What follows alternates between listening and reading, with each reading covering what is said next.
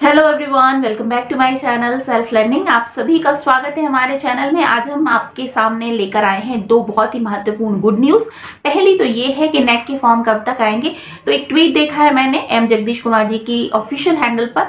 हालांकि ये ट्वीट 27 तारीख है। उसमें उन्होंने ये बताया है कि जो फॉर्म है वो अप्रैल की फर्स्ट वीक यानी कि जो अपकमिंग हमारा जो वीक चल रहा है, इस वीक में आपके फॉर्म आ जाएंगे। आज 3 तारीख हो रही है, तो ये मान लीजिए आप 10 तारीख तक तो आपके फॉर्म आ ही जाने चाहिए। और बहुत ही सही समय भी है ये फॉर्म आने का, क्योंकि अभी फॉर्म निकलेंगे, 1 महीने तक का समय आपको दिया जाएगा फॉर्म फिल करने की प्रक्रिया के लिए। उसके बाद फिर करेक्शन विंडो स्टार्ट होगा। उसके बाद फिर आपके जून मंथ में 10 तारीख से एग्जाम है। तो ये पूरी प्रोसेस आपकी कंटिन्यूसली चलेगी। पहले फॉर्म आएंगे, फिर करेक्शन विंडो, फिर उसके बाद में फॉर्म फिल हो जाएंगे, फिर आपकी डेट शीट वगैरह आएंगी, एडमिट कार्ड आएंगे, है ना।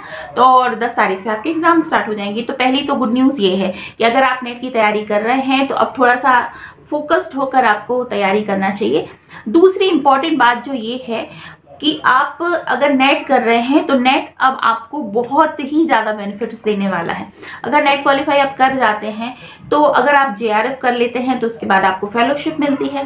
नेट अगर आप लेक्चरशिप के लिए क्वालिफाई कर लेते हैं तो फिर आप किसी भी जगह पर ऑल ओवर इंडिया कहीं पर भी असिस्टेंट प्रोफेसर की पोस्ट निकलती है तो उसके लिए आप एलिजिबल हो जाते हैं और वहाँ जाकर आप अपना फॉर्म अप्लाई कर सकते हैं। उस पोस्ट के लिए आप फाइट कर सकते हैं। इसके अलावा अगर आप पीएचडी करना चाहते हैं, अगर आप उच्च शिक्षा में जाना चाहते हैं, पीएचडी करना चाहते हैं, आगे जाकर एसोसिएट प्रोफेसर या प्रोफेसर की पोस्ट तक पहुंचना चाहते हैं, तो भी अब आप भारतवर्ष की किसी भी यूनिवर्सिटी में एडमिशन सिर्फ नेट के बेसिस पे ले सकते हैं। इसी ट्वीट में उन्होंने ये भी बताया है कि अब आपने अगर नेट का एग्जाम दिया तो 3 कैटेगरी में आपका रिजल्ट डिक्लेयर किया जाएगा। फर्स्ट कैटेगरी तो होगी जेआरएफ प्लस नेट, दूसरी कैटेगरी होगी आपकी आपका लेक्चरशिप, जेआरएफ जिसमें नहीं होगा, और प्लस आपको पीएचडी में एडमिशन मिल जाएगा। फर्स्ट कैटेगरी में आपको तीनों में मिल रहा है, मतलब जेआरएफ भी मिल रहा है, नेट भी मिल रहा है और पीएचडी में एडमिशन भी मिल रहा है। सेकेंड कैटेगरी में आपको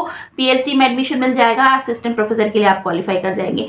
थर्ड कैटेगरी में जो आपका रिजल्ट होगा उसमें आप पीएचडी के लिए क्वालिफाई होंगे। मतलब अगर आपने नेट का इस थर्ड कैटेगरी में भी क्वालिफाई कर लिया है तो आप भारत की किसी भी यूनिवर्सिटी या किसी भी कॉलेज में पीएचडी के लिए अप्लाई कर सकते हैं। उसके लिए आपको किसी भी और एग्जाम देने की, किसी भी और तरीके के एंट्रेंस टेस्ट देने की ज़रूरत नहीं होगी। और जो वेटेज मिलेगा आपको इस एग्ज़ाम का, जो नेट के थ्रू आपको मिल रहा है,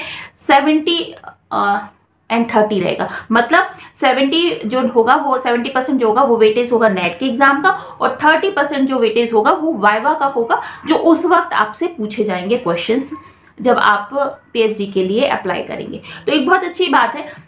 एक वन नेशन वन एग्जामिनेशन की जो प्रक्रिया है उसको ध्यान में रखते हुए कि आप भटके ना, केवल एक एग्जाम को फोकस करके दें और उस एग्जाम से आपको अदर बेनिफिट्स भी मिल जाए। नहीं तो नेट का एग्जाम अलग होता है, फिर पीएचडी के एग्जाम्स अलग होते हैं, आपको भटकना पड़ता है। और अगर आपने इस एग्जाम को क्वालिफाई कर लिया, जेआरएफ के लिए अगर आपने क्वालिफाई कर लिया, तो 2 साल के भीतर आपको जेआरएफ करना होगा, मतलब एडमिशन लेना होगा, जेआरएफ की प्रक्रिया को स्टार्ट कर देना होगा।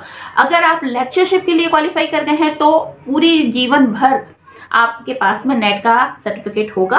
आप कहीं पर भी अगर असिस्टेंट प्रोफेसर की पोस्ट निकलती है तो उसके लिए एलिजिबल होंगे। और जो थर्ड कैटेगरी, मतलब अकेले पीएचडी के लिए आपने क्वालिफाई किया है, तो आप 1 साल के भीतर कहीं पर भी यूनिवर्सिटी या कॉलेज में जहां भी आप पीएचडी करना चाहते हैं उसमें आपको अप्लाई करना पड़ेगा, उसे एनरोल आपको अपने आप को करना पड़ेगा।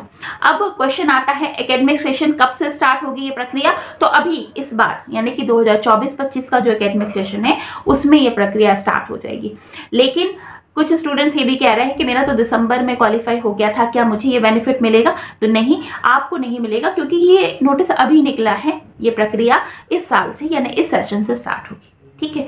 इसके अलावा एक और महत्वपूर्ण बात है कि जैसे अगर आप जेआरएफ करते हैं तो आपको स्कॉलरशिप मिलती है। कुछ स्टूडेंट्स ये कहते हैं कि मैंने जेआरएफ क्वालिफाई नहीं किया है तो भी क्या मुझे कहीं ना कहीं से स्कॉलरशिप मिल सकती है? तो देखिए, भारत सरकार के द्वारा आपको अलग अलग जो तरीके हैं उनके तरफ से स्कॉलरशिप प्रदान की जाती है। ये यूजीसी नहीं देता है, ये देता है कि आपको मिनिस्ट्री ऑफ एजुकेशन, वो आपको स्कॉलरशिप प्रदान करता है। अगर आप चाहेंगे, आपके कमेंट्स आएंगे ऐसे, तो मैं उसके लिए आपको एक सेपरेट वीडियो बनाकर यहाँ पर पोस्ट करूँगी, जिससे कि आप देख पाएंगे कि कहाँ कहाँ से आपको स्कॉलरशिप मिलती है। हाँ, लेकिन अगर आप पीएचडी के लिए जाना चाहते हैं, पीएचडी आप करना चाहते हैं और आपने नेट क्वालिफाई कर लिया सेकंड कैटेगरी में, मतलब लेक्चरशिप का आपने नेट क्वालिफाई कर लिया प्लस पीएचडी के लिए आप भी जा रहे हैं, तो आप कहीं पर भी पीएचडी में इनरोल होकर असिस्टेंट प्रोफेसर का काम भी कर सकते हैं। तो उसमें भी आपको सैलरी मिलेगी, अच्छी खासी सैलरी होती है असिस्टेंट प्रोफेसर की, स्टार्टिंग होती है 60-65 हज़ार से, और उसके बाद में जो आपके जो अलाउंस होते हैं वो मिलते हैं, और उसके साथ साथ में ये सब कुछ मिला मिलू के बहुत ज़्यादा अच्छा अमाउंट बन जाता है। प्लस आप पीएचडी भी कर सकते हैं, क्योंकि 2020 की जो ये हमारी शिक्षा नीति है उसके अनुसार पीएचडी की गाइडलाइन में बहुत ही साफ साफ ये बता दिया गया है कि अगर आप कहीं पर भी असिस्टेंट प्रोफेसर की जॉब कर रहे हैं, उसको करते करते भी आप पीएचडी कर सकते हैं। ठीक है, तो फर्दर भी जैसे जैसे पोस्ट आपकी निकलती जाती हैं, बढ़ते जाते हैं, तो आपको बेनिफिट्स आगे मिलते जाते हैं। ठीक है, तो ये एक इम्पॉर्टेंट बात है। तो अब यहाँ से एक बात निकलकर सामने आती है कि नेट का एग्जाम बहुत महत्वपूर्ण हो जाता है। अगर आप नेट क्वालिफाई कर जाते हैं तो बहुत सारे आपके इशू सॉल्व हो जाते हैं। अगर जेआरएफ हो गया तो बल्ले बल्ले हो जाती है, नहीं तो लेक्चरशिप के लिए तो आप अप्लाई कर ही सकते हैं, और प्लस पीएचडी भी करना चाहते हैं अगर तो कर सकते हैं। हर कोई पीएचडी नहीं करना चाहता, लेकिन एक बात है, अगर आपको असिस्टेंट प्रोफेसर बनना है किसी भी यूनिवर्सिटी में, तो उसके बाद में जब पोस्ट निकलती है ना, तो सिलेक्शन जो होता है वो एपीआई स्कोर के हिसाब से होता है। ठीक है, और उसमें जो पीएचडी के नंबर होते हैं वो ज़्यादा होते हैं, नेट के नंबर मिलाकर अगर ज़्यादा देखिए जाए तो आपका एपीआई स्कोर मजबूत हो जाता है। तो जो भी स्टूडेंट ऐसे होते हैं, एप्लीकेंट ऐसे होते हैं जिन्होंने केवल नेट किया हुआ होता है, और दूसरा एप्लीकेंट ऐसा है जिसने पीएचडी प्लस नेट किया हुआ है, तो उसका वेटेज बढ़ जाता है। इस हिसाब से पीएचडी भी इम्पॉर्टेंट हो जाती है। तो नेट का एग्ज़ाम देना है और क्वालिफाई भी करना है। जेआरएफ में नहीं तो लेक्चरशिप और पीएचडी के लिए तो आप कर ही लें।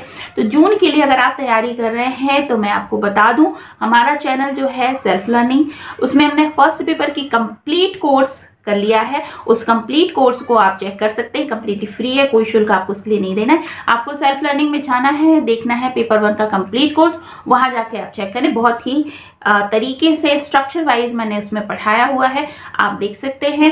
इसके अलावा अगर आप पेपर 2 एजुकेशन देखना चाहते हैं, पेपर 2 एजुकेशन के कंप्लीट कोर्स को जाना चाहते हैं, क्योंकि बहुत ही गिने चुने ही चैनल हैं जो एजुकेशन पढ़ाते हैं, तो अगर आप एजुकेशन के स्टूडेंट हैं तो आप हमारे साथ में रेगुलर जुड़ सकते हैं। हमारी रेगुलर क्लासेस हो रही है, इस समय हम टीचर एजुकेशन पढ़ रहे हैं, और रेगुलरली आप हमारे साथ में जुड़ सकते हैं। इसके बाद अगर आप ऐसे हैं कि आपके पास समय नहीं है, आप जॉब में हैं, तो आप नोट्स ले सकते हैं, नोट्स परचेस कर सकते हैं। आप हमारे एप्लीकेशन को डाउनलोड कर लीजिए, और एप्लीकेशन की लिंक डिस्क्रिप्शन बॉक्स में मिल जाएगी, वहाँ से आप नोट्स और टेस्ट सीरीज ले सकते हैं। ठीक है, तो ये सारी ही चीज़ें बहुत इंपॉर्टेंट है आप सभी स्टूडेंट्स के लिए जो भी नेट की तैयारी कर रहे हैं। तो मेरे तरफ से आप सभी को बहुत बहुत शुभकामनाएं। अगर वीडियो अच्छा लगा हो, इन्फॉर्मेटिव लगा हो, तो जाते जाते लाइक कीजिएगा, शेयर कीजिएगा अपने फ्रेंड्स के साथ में, और चैनल को हमारे सब्सक्राइब जरूर कर लीजिएगा। Thank you so much. मिलती हूँ बहुत जल्द नेक्स्ट वीडियो में, तब तक के लिए बाय बाय।